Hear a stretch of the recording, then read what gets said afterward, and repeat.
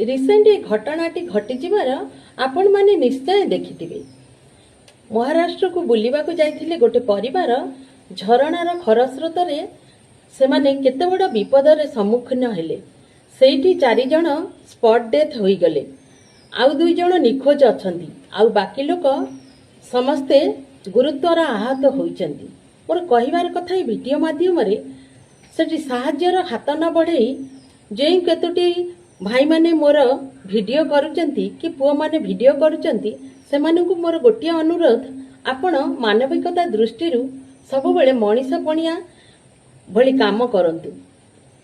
कारण आपणकर गोटी हाथर साहाज्य बड़ेइथिबा विपदरे समय रे भगवान पाखरे 2 हाथ जोड़िबा ठारू निहाती अधिका होइथाय। तेणु सब बेले साहाज्यर हाथ बढ़ांतु, काहाकू विपदरे